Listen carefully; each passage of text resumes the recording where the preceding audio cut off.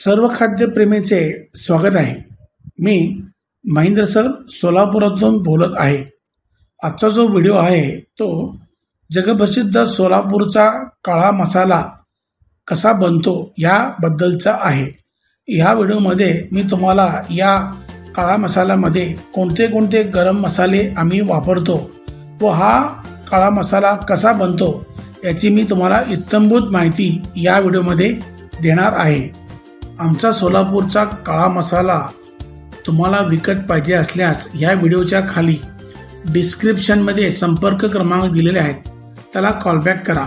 आम्ही काळा मसाला तुमच्या घरापर्यंत कुरिअरने पाठवण्याची व्यवस्था करू। हा व्हिडिओ पुढे नेण्याच्या अगोदर मी तुमचा 2 मिनिट एक्स्ट्रा घेणार आहे।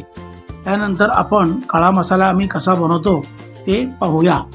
आता आपण काही डिशेस पाहूया ज्यामध्ये काळा मसाल्याचा सर्रास वापर आम्ही सोलापूरकर करतो। जसे काळा मसाला वापरून बनवलेला mutton dry, mutton curry, mutton masala वगैरे वगैरे। काळा मसाला वापरून बनवलेला chicken dry, chicken masala, chicken curry वगैरे वगैरे। चटकदार काळा मसाल्यात बनवलेला अंडा करी। तसेच व्हेज डिशेसमध्ये काळ्या मसाल्यात बनवलेला भरलेले वांगी किंवा वांग्याचा रस्सा, काळा मसाला वापरून बनवलेला मटकीचा रस्सा, काळा मसाला वापरून बनवलेला बटाट्याचा रस्सा, काळा मसाला वापरून बनवलेला दोडक्याचा रस्सा किंवा स्टफ्ड दोडका, काळा मसाला वापरून बनवलेली चटकदार झटकदार गवार भाजी, काळा मसाला वापरून बनवलेले भरलेली भेंडी फ्राय किंवा भेंडी मसाला किंवा भेंडी करी, असे अनेक पदार्थ आपण इथे काळा मसाला वापरूनच बनवतो। एक टॉप क्वालिटीचा ओरिजिनल सोलापुरी काळा मसाला बनवण्यासाठी आम्ही त्यामध्ये तब्बल 10 ने 15 ने 20 नाही 26 ते 27 घटक पदार्थ म्हणजेच गरम मसाले वापरतो। म्हणून आमचा जो काळा मसाला आहे त्या मसाला तोड नाही। चला तर आपण आता काळा मसाल्यात कोणकोणते घटक पदार्थ पडतात व काळा मसाला कसा बनवला जातो ह्याच्याविषयी अधिक माहिती घेऊया। एक उत्तम आणि टॉप क्वालिटीचा सोलापुरी काळा मसाला बनवण्यासाठी आम्ही मार्केटमधून एक खास जातीची मिरची परचेस करतो, ती जशी संकेश्वरी। त्याला आम्ही कमीत कमी 4 ते 5 दिवस कडक उन्हात वाळवतो व नंतर त्याला तेल लावून परत पुढील 4 ते 5 दिवस कडक उन्हात वाळवून ती मिरची काळा मसाल्यासाठी तयार करतो। त्यानंतर कांदाला पातळ चिरून तो कांदा साधारणतः 4 ते 5 किंवा 6 दिवस कडक उन्हात चांगला खरपूस त्याला आम्ही वाळून घेतो। त्यानंतर आम्ही काही लसूण घेऊन त्याचे कांड्या काढून ती भाजण्यासाठी तयार करतो। त्यानंतर वेलदोडे घेऊन त्याला चांगल्या प्रकारे 2 ते 3 चमचा घालून पूर्ण त्याला पण भाजून घेतले जाते। त्यानंतर तिळाला सुद्धा 3 ते 4 चमचे घेऊन त्याला कढईत व्यवस्थित भाजून घेतो। तीळफळ चमच्याभर तेलात घालून त्याला उत्तम प्रकारे भाजून घेतले जाते। रामपत्री किंवा जायपत्री हा एक महत्त्वाचा घटक आहे, त्याला सुद्धा आम्ही 1-2 चमचे घालून तव्यामध्ये परफेक्टली भाजून घेतो। शहाजिरे सुद्धा 2-3 चमचे तेल घेऊन त्याला भाजून घेतले जाते। सुंठ खलबत्त्यामध्ये चांगला ठेचून त्याचे पावडर बनवून ते सुद्धा 2-3 चमच्या तेलामध्ये घेऊन त्याला व्यवस्थित भाजून घेतो।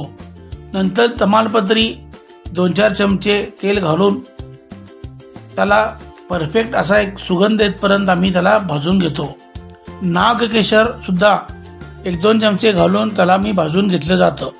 मसाला वेलदोडे 2-3 चमचे तेलामध्ये एक चांगला प्रकारचा सुगंध येतपर्यंत भाजून घेतली जाते। मेथी दाण्यामध्ये 2-3 चमचे तेल घालून त्याला व्यवस्थित भाजून घेतलं जातं। मोहरी 1-2 चमचे तेलामध्ये चांगला त्याला भाजून घेतलं जातं। सुके खोबऱ्यामध्ये 2 ते 3 पळी तेल घालून त्याला परफेक्टली खरपूस लाल होतपर्यंत भाजून घेतले जाते। त्यानंतर वाळलेला कांदा घेऊन त्यामध्ये 3 ते 4 पळी तेल घालून खरपूस लाल होतपर्यंत भाजून घेतले जाते। सोललेल्या लसणाच्या कांड्या सुद्धा 2-3 पळी तेल घालून व्यवस्थित लालसर भाजून घेतले जाते। लवंगांना 2-3 चमचे तेलामध्ये चांगल्या प्रकारे परतून घेतले जाते। जोपर्यंत त्याला चांगला वास येत नाही। त्यानंतर जिरे 3-4 चमचे तेलामध्ये भाजून घेतले जातात। त्यानंतर काळी मिरे 2-3 चमचे तेलामध्ये भाजून घेतले जाते। खसखसला 4-5 चमचे तेल घालून उत्तम प्रकारे लाल होतपर्यंत भाजून घेतले जाते। जायफळला खलबत्त्यात फोडून घेऊन त्याला 2 ते 3 चमच्यामध्ये घेऊन एक चांगल्या प्रकारे सुगंध येतपर्यंत त्याला खरपूस भाजून घेतले जाते। हळकुंड ह्याला खलबत्त्यामध्ये फोडून घेतो व त्याला 2-3 चमचे तेलामध्ये भाजून घेतले जाते। हिंग सुद्धा एक महत्त्वाचा घटक आहे, त्याला 2-3 चमचे तेलामध्ये खमंग वास येतपर्यंत भाजून घेतले जाते। त्यानंतर जावित्री फुलाला 2-3 चमचे तेलामध्ये घेऊन चांगला वास येतपर्यंत त्याला रोस्ट केले जाते। नंतर बदाम फूल 2-3 चमचे तेलामध्ये चांगला वास येतपर्यंत भाजून घेतले जाते। दगडफूल सुद्धा एक महत्त्वाचा घटक आहे, त्याला 3-4 चमचे तेल घालून व्यवस्थित भाजून घेतले जाते। दालचिनी हा एक पूर्ण महत्त्वाचा घटक आहे, त्याला पण 3-4 चमचे तेल घेऊन व्यवस्थित त्याचा एक सुगंध येतपर्यंत त्याला लालसर भाजून घेतले जाते।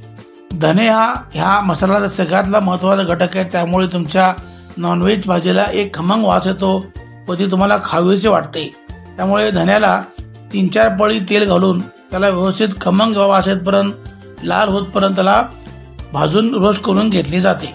वरील सर्व भाजलेले गरम मसाले आम्ही एका मोठ्या भांड्यात पूर्णपणे मिक्स करून घेतो। जसे आम्ही 10 किलोचे लॉट करतो व त्याप्रमाणे त्याला मी मिक्स करून घेतो।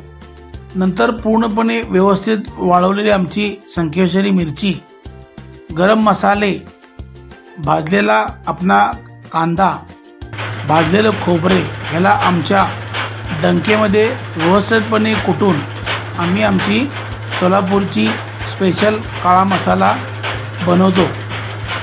आजचा व्हिडिओ तुम्हाला कसा वाटला? चांगला वाटल्यास आमच्या या व्हिडिओला लाईक व शेअर करायला विसरू नका व आमच्या चॅनलला सबस्क्राईब करायला विसरू नका। आपण जर हा आमचा स्पेशल सोलापूरचा काळा मसाला आपल्याला विकत घ्यायचा असेल तर या व्हिडिओच्या खाली डिस्क्रिप्शनमध्ये आम्ही आमचा संपर्क नंबर देऊ, त्याला कॉल करा व आपल्या घर बसल्या आमचा सोलापूरचा स्पेशल काळा मसाला कुरिअरने घरी मिळवा। धन्यवाद।